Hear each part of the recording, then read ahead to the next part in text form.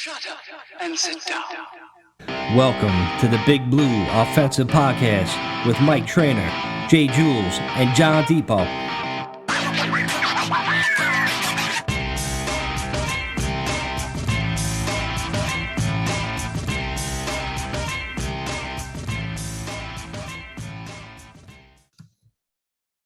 This meeting is being recorded. Hey, what's up, everybody? Welcome to the BBO NYG Podcast. I am Mike. That is John. Unfortunately, we're missing Jules today. Unfortunately, his dad passed away. He's in Florida. So rest in peace to his dad, Jules. So sorry to hear, man. Obviously, we all know what you're going through. Me personally, I lost my mom. So, get back up here soon. He's down in Florida, but, I'm sure he'll be back next week. But, John, how's 4th of July, man? We gotta talk about that at least too, Well, first and foremost, thoughts and prayers to Jules and his family. Fortunately, I've never had to deal with that. But my cousin, who is probably the closest human being in my life to me, other than my fiance, he lost both of his parents separately. One very recently, my aunt, if you remember, a few months back. Yep.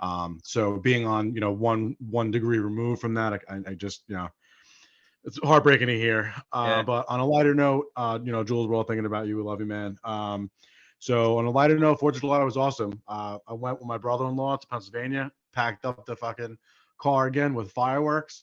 Nice. Me and my brother-in-law and my future brother-in-law, my fiance's brother, were tying up mortars together, shooting off fucking 8 mortars at a time, fuses tied together. Fucking nuts. And at one point, you're gonna appreciate this if you're into fireworks. Where my parents' house is, they're on the end of a street. It's like a cross section. So we were in, and it's like an empty development. The houses are all mad far apart from each other and stuff like that. So you can kind of just go to town. Right. And there's a street light right over kind of like the T intersection of where we were shooting the fireworks off the corner of my parents' property. Yep. So what we were doing is we were taking 4 mortars and 4 mortars, tying them together, and then with a cake behind it and lighting them all at the same time. So you'd have 8 mortars go off and then fucking one big cake behind it. So it would look pretty fucking cool. Yeah. Well, Jesus Christ. My brother-in-law just positions it in such a way that we light them off. I was lighting mortars, and my future brother-in-law is doing the cake. And my other brother-in-law is doing the other section of mortars. And we light them. We run to run away to fucking get some clearance. We look up, and all of a sudden, the cake is shooting straight up into the fucking the street light. So what happened was, a couple of them hit off the street light and it melted. Oh shit! It melted the plastic a little bit. There was like 3 holes in the plastic casing of the street light, and one of the fucking rockets went through inside the fucking hole, found the hole, went straight inside of it, bounced around inside of the whatchamacallit, and exploded inside the fucking light. No it was shit! Hysterical. Did anybody record this? No. Unfortunately sucks, not. Man. Did you see there's a video online of fucking people shooting fireworks, I think in their front yard. They had a car in the driveway, and it went off in front of them. They were all fucking sitting down watching, fucking 10 feet away, and then it just fucking falls over. They start shooting fucking shit.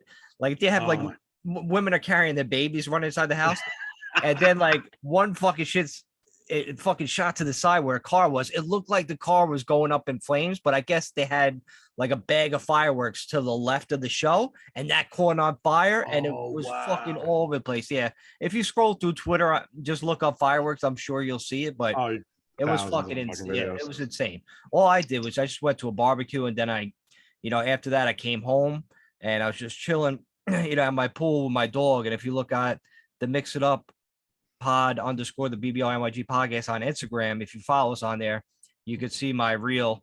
Barkley gets all the fucking likes on there, so you see him just fucking chilling by the pool, looking up at all the fireworks and shit. So take a look at that Instagram account. But it was nice, man. Nice to have a week off from the podcast game, and but now it's a weird part of the year because nothing really going on there. We got the boat trip going on, an actual real life good boat trip that Daniel Jones is taking his guys on to North Carolina, with the receivers, building that fucking bond relationship. This is when you do boat trips, John. You do it in the off season, not a week before a playoff fucking game.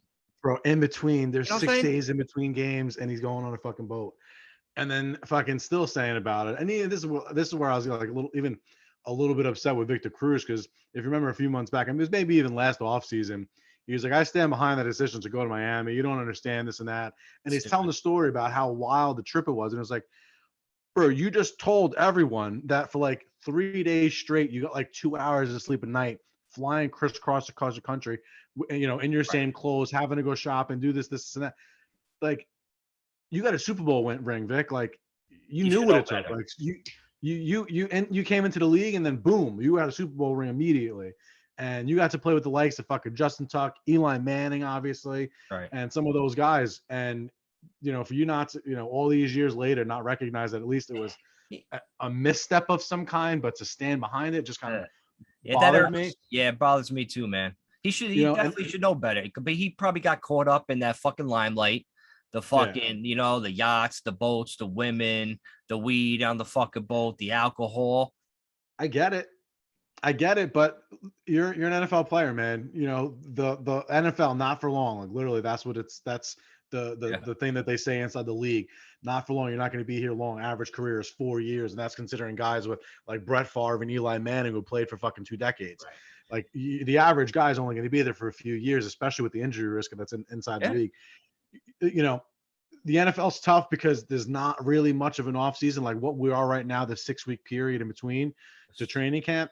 Like, that's your off season. That's when you do shit like that. That way, something happens, like, you're good, no problem. Yeah. But it's nice to see the fucking team getting together in the off season.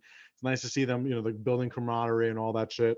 But we've been saying that, so it doesn't make for good podcasting, but I want to see this camaraderie on the field. I want to see them fucking win games. Me too. Like, it brings me to a good point. Like, obviously Daniel Jones didn't make this list, but there was a list that came out between, executives around the league, coaches, the players, they all vote.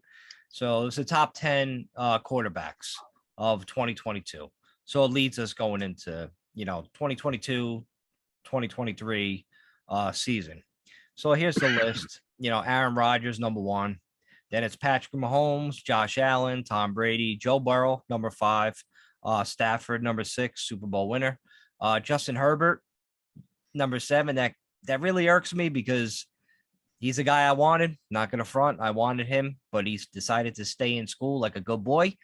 Russell Wilson, Deshaun Watson made number 9. I know he's talented, but I mean, he's distracted with all these fucking jerking off he's fucking doing.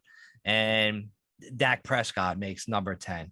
So hopefully when we see the 2023 NFL top 10 QBs going into next year, hopefully it's Daniel Jones cracks that list. Daniel Jones can win the Super Bowl this year, and he will not be on this list the following year. That's not how the NFL fucking it'll be all day works. He can win Super Bowl MVP, put up 42 fucking points, outduel Tom Brady or however the fuck it works out with the AFC, and he still won't get the recognition, and that's just going to be the rest of his career. Same way Eli dealt with it, from the fucking rooter to the tutor of his career. Daniel Jones is going to deal with the exact same thing. At least with Eli, he won a Super Bowl in year 4 and shut a lot of people up. Mostly outside the fan base, inside the fan base, he still had haters, because that's just what it is to be a New York fan. There were some people that still wanted fucking us to trade for Deshaun Watson during the off season. I'm like, dude, he's not even going to play football. Like, I feel like he's going to go to jail, and that's it. Probably suspended. Or be suspended or some shit like that. At least for a year. You don't go to jail for happy endings, John. I know better. You know what I mean? I should know. So, but yeah, so like the people that want to trade for Watson, I get it, talented, all that's there, but like, do you want him to come to New York? You know how many massage places and shit are down the fucking New York City? He'd be in trouble in fucking a day and a half. So, like, good. We don't want him there. We don't want to spend the money on that guy. I mean, I don't know what the hell fucking the Browns are doing. They decided to give him like $200 million guaranteed, which is fucking nuts. They traded a bunch of shit for him, and they just traded Baker Mayfield to fucking Carolina for nothing for a 5th round draft pick, and they're paying his mostly like I think majority of his fucking contract. So now Carolina got two of the top like two of the top three quarterbacks Back-to-back years, top 5 quarterbacks. Like it's fucking crazy. So now, like I'm thinking this is going to lead me into the haters club when we come back from a commercial break a little while. But that's just a preview of what I'm going to get into with that. It's Matt Rule's really fucking just banked his legacy on Baker Mayfield. Struck out with fucking whoever was the quarterback first, then went and traded for Sam Darnold. That fucker was an epic fail, and now he's doing the same thing with Baker Mayfield. And he'll be back at some Bible Belt school fucking 2023. You watch. Yep. I kind of like, I'm not going to front. I kind of like Baker Mayfield. I like his attitude. I like how he don't really give a fuck. But he's Hollywood. He's entertaining. Yeah, but as far as being the leader on your team, first of all, he's like 5'6", something like that. He's basically Joe Rogan in a fucking helmet. So there's not as cool, obviously. Definitely. Yeah, stay the fuck away from New York. Dude, he got caught playing like Halo when he was supposed to be like going over the playbook for like a week 14 game against the Packers when he was coming off COVID. So he's playing like fucking 8 hours of Halo online. 8 hours. Yeah, some crazy shit. Like, cause he said something like he leaked Baker's Mayfield camp leaked that him and Kevin Stefanik didn't get along or whatever. So then Cleveland decided to leak that, hey, Baker was immature. He was playing fucking Halo when he should have been studying the fucking game plan. Yeah, so all this shit started to fucking leak or whatever. So yeah, it's one of those fucking mess. Cleveland can never have fucking nice things, man. They had LeBron, they ruined him where he had to like go away to come back and save him for a year just to win a championship to shut the fans up, and then he fucking bounced again. Cleveland, I don't know what the fuck they're doing, man. It's just a fucking disaster. And then Carolina on top of it, just having those 2 quarterbacks there. I mean, that's going to be a story going into camp with them, and it's going to be all over ESPN. We're going to fucking hear about it. Oh God. You know, I mean, who do you root for in that situation? Like, I probably go. I mean, I like Baker, but Darnold's like seems like such a nice dude. He seemed like he got a bad rap in Jets land, you know? Yeah, but he proved down in Carolina that he's just not the guy. You know, he was just a draft hype fucking player. I mean, I don't want to call him a victim, obviously. The fucking guy made millions of dollars to suck at playing football. You know, any one of us could do that. You know, just sucked at a level he sucked. But I don't know. I don't like Sam Darnold because of the whole 2018 draft thing and the fact that he was a Jets quarterback. And I certainly don't like fucking Baker Mayfield because of the shit he said when Daniel Jones got drafted. So as far as I'm concerned, maybe they can get like Drew Bledsoe to come play for them for a fucking season. I don't know. Drew Bledsoe. Yeah, they're gonna have to pick up some fucking scraps. I tell you that. I don't know who the hell. Oh, that's the perfect place for Colin Kaepernick to go. Oh yeah. Perfect. Oh yeah, that would shut up. I can't wait, bro. If Carolina doesn't win in one of its first like 3 games, say they go 0-3, instantly you're gonna start hearing about fucking what's his face, Colin Kaepernick, instantly, and they're probably gonna be forced to fucking do it too. Yeah, dude, I hope he does it just so he could go out there and be fucking terrible, and then people could have some common sense of like, yeah, when a guy hasn't played in 6 years and he was terrible his last few, like, you know what I mean? Like, now can we fucking let this fucking story die already? I get it. Yep. He knelt. He fucking dealt with the flag, blah, blah, blah, all that shit. He hates America. America sucks. But, like, it is what it is, man. So just, I wouldn't mind seeing him go there and just fucking stinking the joint up. Yep. All 3 of them. Each get 5 games each, 5-6 games each, and just be terrible. Every one of them. Yeah. It's going to be 2-15 type season. And we play them, too. So, yeah. When do we play them? Bring it. Got to look at the schedule, man. I think it might look be it up right fucking now. I think I want to guess week 2. I could have sworn that's our home game. It's sticking up. It's a home opener. That's sticking out to me too. I could be wrong. I forgot. September 18th, 1 p.m. MetLife Stadium. The Giants host the quarterback-less Carolina Panthers. Wow. That's gonna be fun. That's gonna be that's gonna be the game where I throw a lot of money on it. Well, I bet the fucking Giants hard. Oh, So I'm yeah, worried more about the than- Tennessee game. I know we're getting 6.5 that the first week right now. But yeah, week 2, I'm going hard on the Giants, especially if they come out and they play fucking hard. Where, say, if they do play and they fucking upset Tennessee or they fucking lose by a field goal, but they play really good and really well, my bank account's getting fucking empty. I'm gonna let it ride all fucking week 2, man. I'm telling you. Let's see. We were talking about Better Call Saul before we jumped on. That's why I want to do this fucking podcast real quick. We got about 27 more minutes. You know what I'm saying? The countdown is on. No I spoilers. rewatched- John, no spoilers. Yeah, no. I wish we recall it. I didn't realize I watched like the first like 4.5, 5 seasons, just kind of like randomly on DVR through the course of like the years that it was out.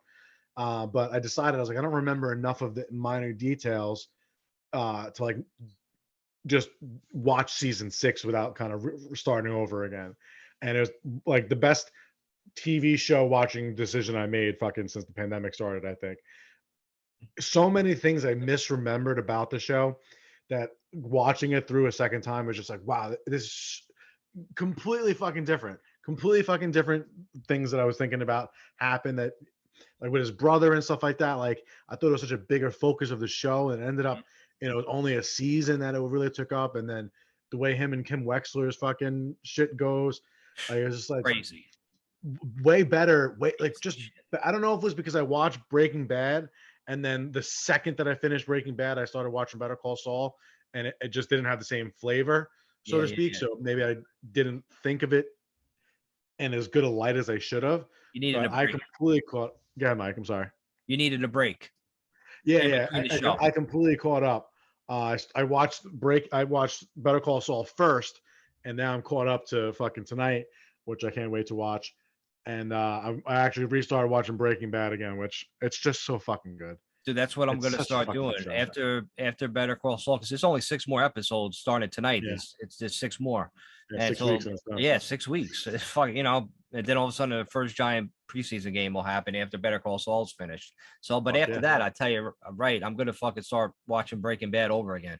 That's how good that fucking show is. There's people that I know that have never seen the show, and they're like, "No, I'm not interested." I'm like, "You're not interested?" I'm like, "I want to choke them. I want to physically choke them or slap them." I'm like, "You have to watch this show." It's so fucking good. Like, I mean, obviously the show came out, I think, in like 2009, 2008 or something like that. So you're talking about a show 14 years ago. It came out, like, I guess 13 years ago, whatever it is. Crazy. But it's so much better than Sopranos. It's so much better than all these shows that people fucking love. Like, just the minor details in it, the acting, the fucking like all perfect suspense, the drama. It's like, who got you into it? Perfect. Who got you into watching Breaking Bad? How'd you hear about it? I started watching Breaking Bad like season 3 as it was airing. So I watched like. Did you hear about it through like a friend, or like you just came across it? It was big by the time I started watching, because like I said, it was like probably season 3, maybe season 4. People were talking about it. Yeah, that I started. So I mean, this is, that was probably 2010, 2011, like that. So I don't remember specifically, but it was like part of, the way people talked about Euphoria, the way fucking people talk about, whatever's going on in the world. It was it was obviously a huge show back then. I was on Twitter when I found out about it. Breaking Bad? Twitter, yeah, one of the guy, the bassist for the Dave Matthews Band, Stefan Lassard, he mentioned like how Breaking Bad was such a great show, right? I read his tweet. I'm like, yeah, I think he's the second person that said that, right, on fucking Twitter or whatever. So I'm like, all right, let me go look on AMC and see if I can start watching it. And lo and behold, that night, it was like the middle of the night, from like 2 a.m. till 5 a.m.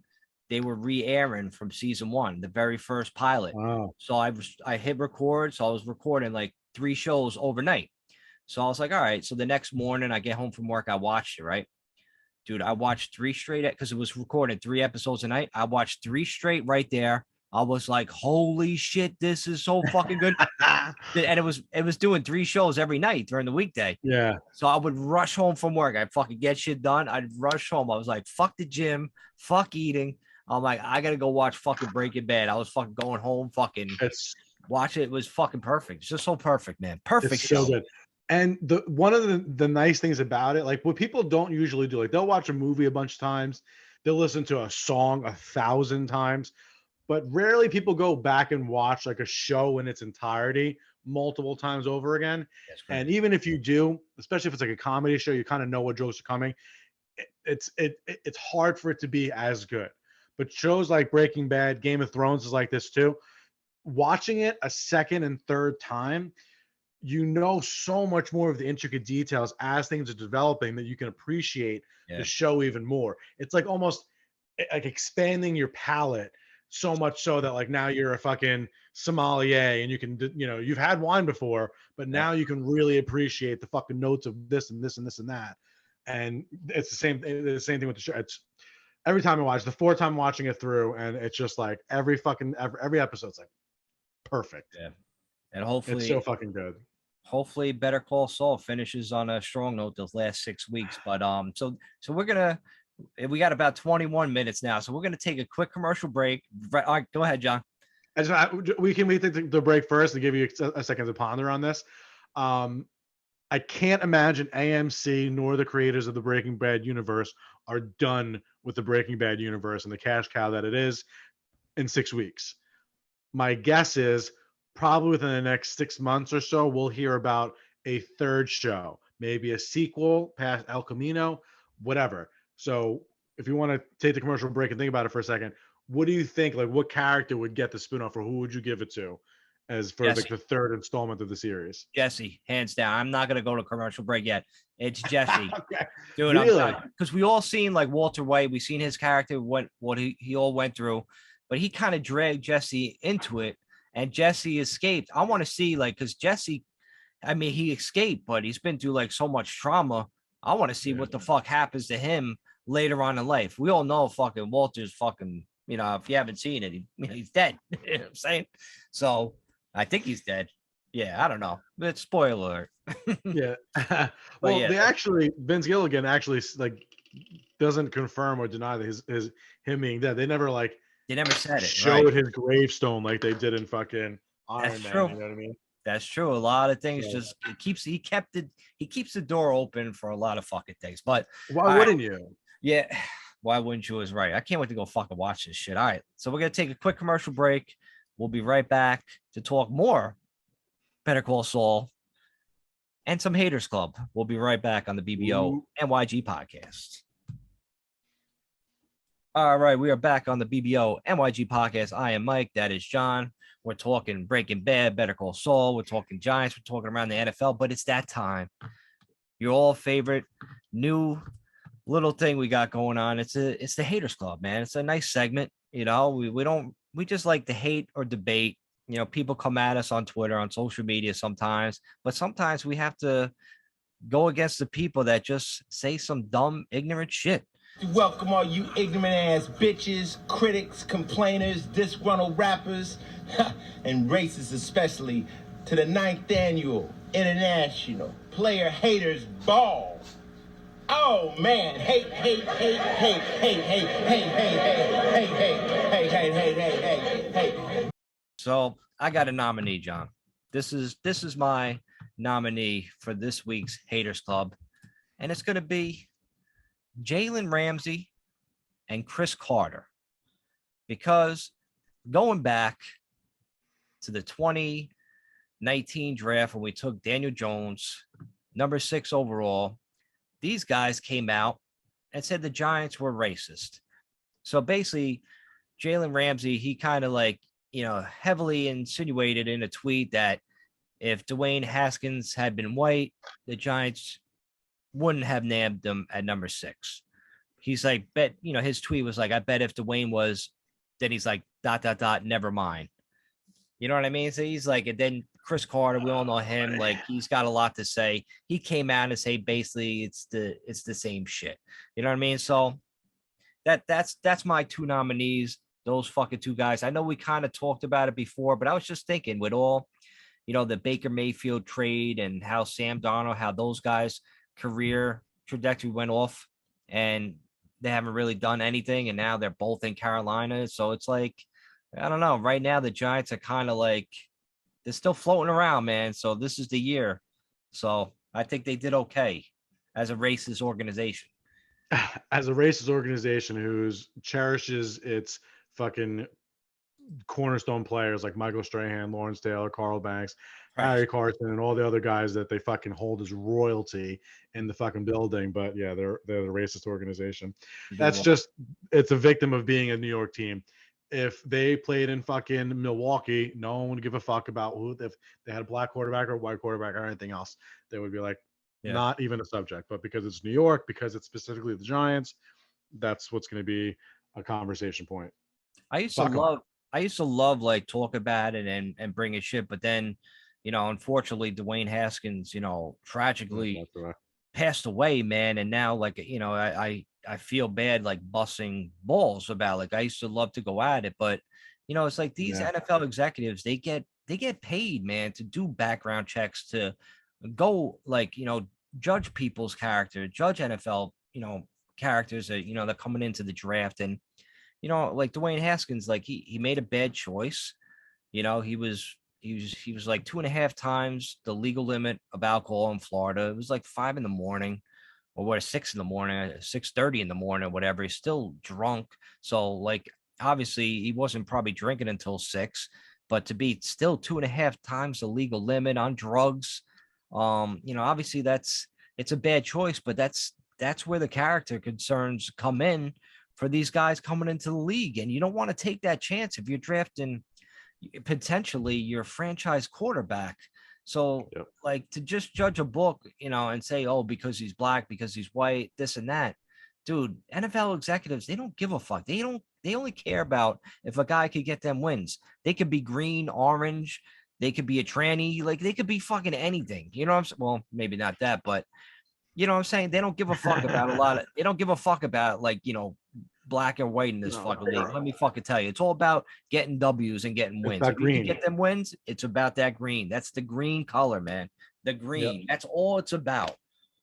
So being called from more than just Chris Carter and what's his face, Jalen Ramsey, there were a ton of public figures that came out against the New York Giants saying that they were a racist organization. But turns out character issues before the draft, character issues through the course of his career, and then untimely death. Also, he flat out sucked when he did play. So not only did he have off the field issues, he had on the field issues. Yeah. And because we didn't draft that guy, we're the racist organization. Just wanted to keep score. That's all. Right. Like people coming after the Giants. I mean, you should go. I mean, we've won Super Bowl in every decade. And I mean, sure, we had our bad times, rough times, but you don't go after like an organization like Cleveland. Like if you look back in Cleveland in the 2018 draft, like this is what I want to talk about like a little bit before. Like if Cleveland was smart, and I said this too at the time, I was like, and I was worried that Cleveland was going to draft at number 1 Saquon Barkley, right? So what if Saquon Barkley went number 1 to Cleveland? And listen, I like Nick Chubb. They got Nick Chubb in the second round. I like him a lot. He's a good ball player, but he don't have that breakaway speed and that game changer that Barkley has. Can you imagine if Barkley went to Cleveland number 1 with that fucking offensive line and that scheme, and then all of a sudden, all right, so you lose out on your quarterback going number 1. So all right, Baker goes number 2, Sam Darnold goes number 3, whatever, how that works out. And then at number 4, they would have been stuck with Josh Allen. Possibly, he'll be up there with MVP talk in Buffalo. So they would have been stuck with fucking Barkley at number 1, Josh Allen at number 4. Can you imagine that fucking team if they went that route? And I said they should have went that route. They should have drafted Barkley because they were talking about those 3 quarterbacks all along. So if there's 3, just like what happened with us with the offensive line. All right, so we draft the defensive line because we know we're going to have like a pick out of the 2 best offensive tackles. You know what I mean? And why didn't Cleveland think about doing that? They love Baker Mayfield so much that they were all ranked. Dude, they were all ranked kind of like the same. Baker wasn't so far ahead of Sam Darnold. So, I mean, a little bit ahead of like Josh Allen at the time, sure. But you could have been stuck with that. Cleveland could have been set with Barkley and Josh Allen. Can you imagine that team if they had those 2 guys on it? But they don't talk about that. It's pretty wild when you like just look back a few drafts and like like in the moment draft season, and it's the fucking worst time in the NFL fucking year. all the opinions that go around and how sure these guys are and then you just see it progress through fucking it's one batch of guys. Then if they get tired talking about those names and they got to new batch and you just see and the boards, oh, he's rising like that fucking stupid shit. And then all these guys that get all the hype, especially the quarterbacks, like 95% of them fucking fizzle out. Yeah. And they you get graded after as a GM, graded after the draft the fucking next day based off these guys who are wrong all fucking ways about who's good and who's not. Yeah. And plus it's different circumstances too. Like it kind of sucks for like young quarterbacks to get, when they go like number 1 or number 2, number 3, they're always usually going to like shitty teams. You know what I mean? It's just, that's the way it is. So you just hopefully they have a good foundation to start off so they could like, so they're not so far behind the 8 ball. Like, I mean, you do feel bad for a guy like Daniel Jones where it wasn't his fault. It was just a terrible fucking situation, man. Like the lack of like no line and the lack of fucking offensive schemes and play calling and, 3 coaches in, 3-4 years. Like, like, God, man, like 3 coaches in tough. 3 years. It's tough, man. That's really tough. So hopefully I wonder get him. I wonder what Daniel Jones's career looks like if when Joe Judge took over, he got like a Kevin Stefanski type fucking, young offensive mind to take over as like a Kafka, whoever, like let's say he turns out to be the fucking next coming of the offensive mastermind type deals. Like what that defense with a good offense would have been, like what Daniel Jones's career would have, how different it would have looked. He may have still gotten injured and would have seen him for those games. Who you don't know that, but I just think like the narrative around him, his confidence as a ball player, and just the team, I guess belief in itself from the outside, like it's self-esteem. I guess that's not really the word self-esteem. Self-esteem is more like you decide your own self-esteem. You don't. The outside world doesn't decide your self-esteem, but you know what I'm trying to say. Like, just they're what they feel like they're viewed as. You know what I mean? Like how they're perceived. I just want to see. I want them perceived as underdogs. To be honest with you, I want them to be underdogs, and they will be. But I want them to just go out there and shock the fucking world. That's it. That's how you get. That's how like a team comes together. Teams around. Fucking sack the quarterback, get fucking turnovers, and score touchdowns. Yeah. That's it. Pretend you're in second grade. That's all you had to do in second grade.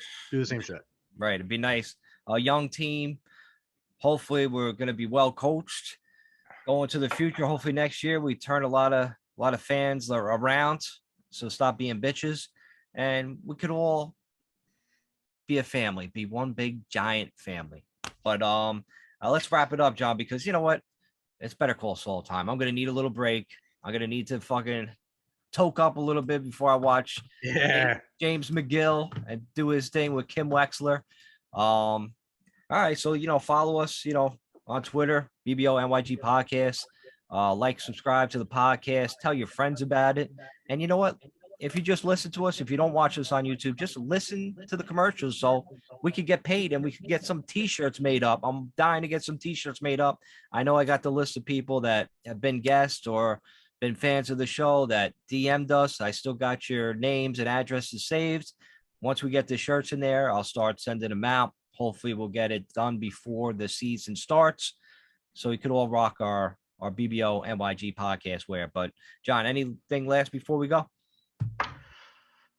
Nah, man. Just keep Jules' family in your fucking thoughts and prayers at night, and that's it. Absolutely. If you guys are friends with Jules on Twitter, whatever, show him some love, man.